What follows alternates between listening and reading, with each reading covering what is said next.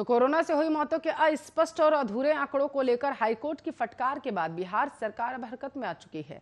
बिहार सरकार ने कोरोना से हुई मौतों की जांच के लिए 3 स्तरीय समितियां बनाने की घोषणा कर दी। ये समितियां कोरोना वायरस से मारे गए लोगों का डेटा इकट्ठा करेंगी, उन्हें प्रमाणित करेंगी और फिर मृत्यु के आधिकारिक आंकड़े को अपडेट करेंगी। बिहार में कोरोना की मौतों को रिकॉर्ड करने और उन्हें दर्ज करने की प्रक्रिया पर पटना हाईकोर्ट ने सवाल उठाए थे। बिहार सरकार पहले ही एक बार कोरोना से हुई मौतों का आंकड़ा अपडेट कर चुकी है, जिससे राज्य में कोविड-19 से हुई कुल मौतों की संख्या 75% तक बढ़ गई थी। बिहार के प्रधान सचिव प्रत्यय अमृत ने इस बाबत एक पत्र जारी किया। यह पत्र सभी जिलाधिकारियों, सिविल सर्जन को भेजा गया। सभी मेडिकल कॉलेजों के प्रमुखों को भी ये जानकारी दी गई। ये सभी कोविड से हुई हर मौतों को प्रमाणित करने के साथ आंकड़े को अपडेट करेंगे। इसमें से आधे से ज्यादा 62% की बढ़ोतरी इस साल मई में दर्ज की गई थी। इस साल के पहले 5 महीने में ही बिहार में कोविड की मौतों का आधिकारिक आंकड़ा 7,717 था, जो जून में अपडेट हुआ और कुल 3,951 अन्य मौतों को कोरोना से मानकर इसे अपडेट किया गया। पटना हाईकोर्ट ने भी बिहार में नीतीश कुमार सरकार ने नए संशोधित आंकड़ों को भी संदेहपूर्ण और अस्पष्ट बताया था। हाईकोर्ट ने कहा था कि इसे विधिवत तरीके से प्रमाणित कराए जाने की जरूरत।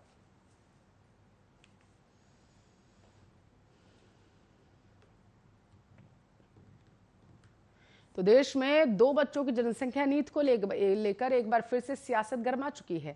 जहां असम और उत्तर प्रदेश जैसे राज्यों से जनसंख्या नियंत्रण कानून बनाने की चर्चा तेज है, तो बिहार से भी इस तरह के कानून बनाने की मांग अब शुरू हो चुकी है। इस मसले को लेकर केंद्रीय मंत्री गिरिराज सिंह ने अपने फेसबुक पेज पर लिखा है कि असम के माननीय मुख्यमंत्री ने जो बातें कही हैं वो कहीं ना कहीं देश हित में है। अगर किसी को बुरा लग रहा है तो शायद वो देश हित में नहीं सोच रहा।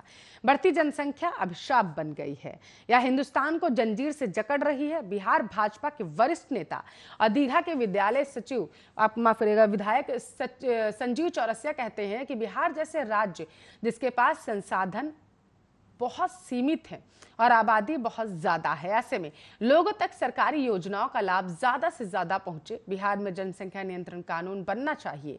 अगर आबादी बढ़ती रही तो कई समस्याएं बढ़ सकती हैं। समय की मांग है कि बिहार में भी जनसंख्या नियंत्रण कानून बनना चाहिए।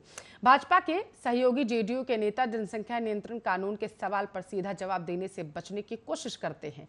जेडीयू को लगता है कि इस मांग से एक खास धर्म विशेष के लोगों में प्रतिक्रिया हो सकती है।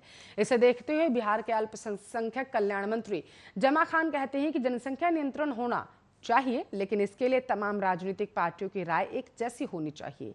किसी को भी इस कानून से परेशानी ना हो, इसका भी ख्याल रखा जाना चाहिए। कोई भी फैसला सर्वसम्मति से होना चाहिए। अगर सबकी राय एक जैसी हो तो जनसंख्या नियंत्रण कानून एक बात होनी चाहिए।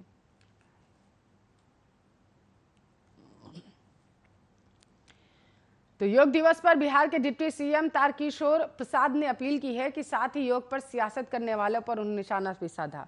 उन्होंने कहा है कि इस पर अगर कोई सियासत करता है तो यह देश के लिए दुर्भाग्यपूर्ण है। देश की कुछ ऐसी विरासतें हैं जिन पर सियासत नहीं होनी चाहिए। इन सब चीजों पर कोई सियासत करता है तो हम अपील करेंगे कि आज के दिन इसका परित्याग कर दिया जाए। जो सियासत करते हैं उन्हें देश की चीजों को जानने की जरूरत।